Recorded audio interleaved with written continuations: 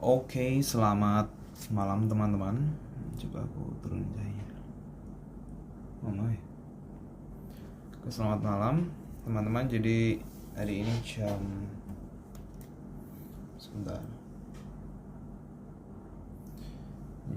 Setengah 12 tanggal 8. Jadi aku baru saja mempelajari mengenai mengenai negative outlook atau credibility ranking gitu oleh oleh media asing, yang dimana ini memengaruhi foreign outflow asing dari market Indonesia gitu, dari market Indonesia. So seperti yang kita tahu, pada bulan Februari dan bulan Maret itu ada dua media besar yang bernama, yang pertama ada Moody's itu aku susah ya jelasinnya, tapi itu media. Udah kerekam yang cukup besar gitu. Mari ku perlihatkan sebentar. Oke, baik. Seperti yang teman-teman bisa lihat di sini ya. Nih. Pertanyaan Moody's pada Februari gitu. Ini adalah negative outlook yang muncul dari asing karena memang merespon terhadap sesuatu yang terjadi di Indonesia gitu. Ini bisa dilihat ya. Nih. Mempertahankan pada level BAA2. BAA2 ini masih masuk ke dalam investor grade, tapi tingkatnya di atas batas minimum aman gitu. Yang awalnya dari stabil menjadi negatif. Ini nanti akan sama dengan yang dikatakan oleh Fitch gitu. Nih lihat. Alasan Moody's utama adalah penurunan prediktabilitas dalam proses pengambilan kebijakan serta komunikasi publik yang dinilai kurang efektif dari pemerintah gitu. Jadi kenapa si Moody's ini memberikan negatif outlook? Karena memang pemerintah Indonesia dalam merespon market crash atau merespon kejadian ekonomi itu tidak jelas gitu. Ini juga lihat nih, ketidakpastian terkait arah tata kelola ekonomi baru itu. Salah satunya adalah pembentukan badan investasi baru seperti Danantara. Nggak kelihatan Danantara. Baterainya habis. Danantara gitu, yang dinilai juga tidak efektif. Bahkan setahuku Danantara itu hanya menghasilkan 0,00 berapa persen gitu untuk per tahunnya. Nah, per tahun ini berarti per tahunnya itu bukankah sangat sedikit, karena mungkin memang dana yang diatur banyak ya, 17.000 triliun atau berapa gitu. Nah tuh. Nah, peningkatan tetap kokoh dia ya, ini AI ya, dia mengatakan ini tetap positif gitu. Nah, kita next ke untuk yang Fitch, oke. Wait. Nih Fitch, oke.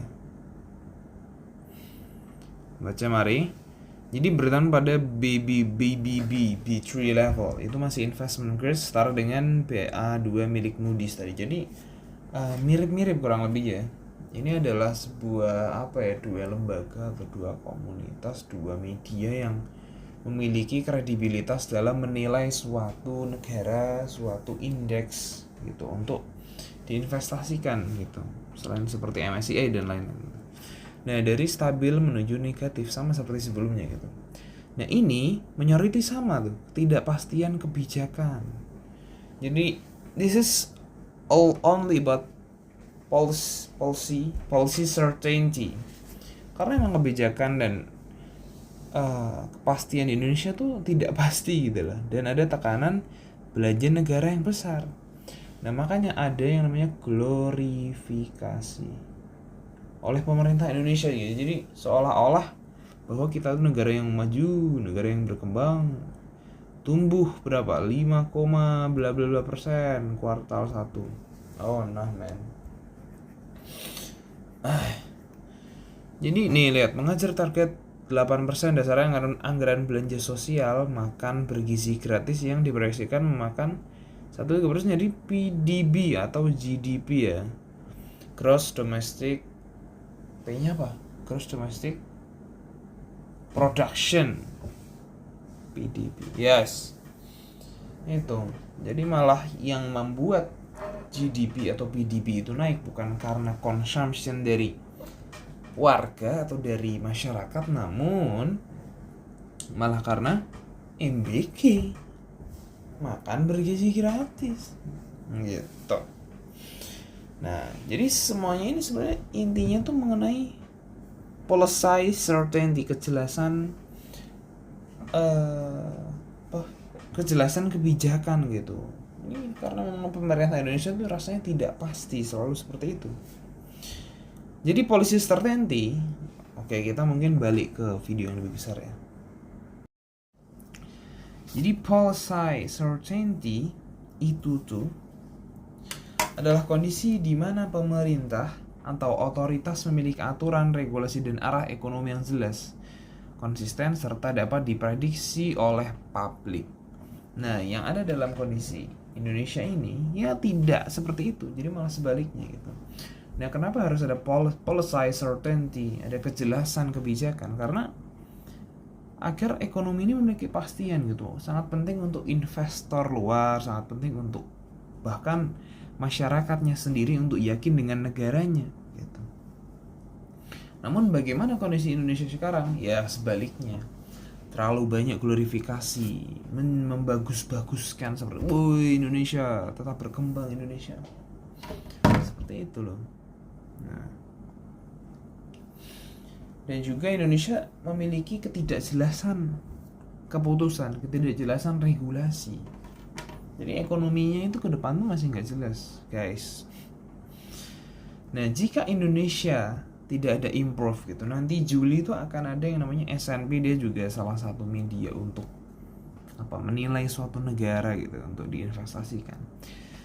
Jikalau nanti si S&P ini memberikan outlook negatif juga seperti Fitch dan Moody's tadi, maka akan ada sesuatu yang besar yang akan terjadi gitu. Jadi untuk menghindari ini pemerintah harus improve, harus melakukan sesuatu gitu loh. Jadi misal nih nanti S&P ini menilai si credibility ratings ini, S&P nanti menilai bahwa negatif, nanti credibility ratings lainnya itu akan mengikuti sehingga Indonesia nanti diturunkan yang awalnya dari negatif menjadi non-investable country, non-investable grade. Itu sangat kacau karena ya artinya adalah dengan grade itu dikatakan bahwa Indonesia tidak cocok untuk dijadikan tempat berinvestasi. Bukan itu sangat berbahaya? Tentu sangat berbahaya. Misal kalau kena downgrade gitu, nanti ya seperti itu, non-investable grade. Asing itu sama aja kayak diminta keluar nih, udah nggak cocok untuk investasi di Indonesia gitu. Maka yang kalau semisal itu terjadi ya, adalah pedang bermata dua gitu. Indonesia harus melakukan yang namanya risk premium atau premi risiko. Itu adalah ketika kondisi dimana imbal hasil tambahan yang diharapkan investor sebagai kompensasi karena telah menanggung risiko investasi yang lebih tinggi dibandingkan aset bebas risiko. Jadi risiko lebih tinggi dibandingkan sebentar. Oke. Jadi yang dimana dia itu menanggung risiko yang tinggi misal di saham gitu. Jadi dengan adanya premi risiko itu sama aja kayak menaikkan imbal hasil tambahan, menaikkan imbal hasil dari aset bebas risiko seperti contoh bonds, obligasi atau SPN atau apalah itu. Yang dimana ketika ini terjadi ya memang akan menarik itu untuk berpindah ke Indonesia untuk membeli rupiah dan membeli obligasi. Namun minusnya adalah nanti suku bunga kan sebelum itu kan suku bunga pasti dinaikkan dulu untuk menaikkan risiko premi risiko itu. Nah, dengan adanya hike rate, ya, rate hike, maka bunga juga akan naik, ya. Nanti yang biasanya bayar bunga itu 10% jadi 20. Yang dimana nanti akan ini memberhentikan ekonomi gitu, sehingga ekonomi akan mandek-mandek saja. Jadi ini pedang bermata dua, dan ya begitu. Ya, dan inilah yang aku tahu, jadi mohon pelajarannya untuk kedepannya. Ini terima kasih, ini juga bagian belajar dari diriku, bagian diriku untuk belajar juga, dan teman-teman yang lain mungkin. Ini terima kasih dariku, salam.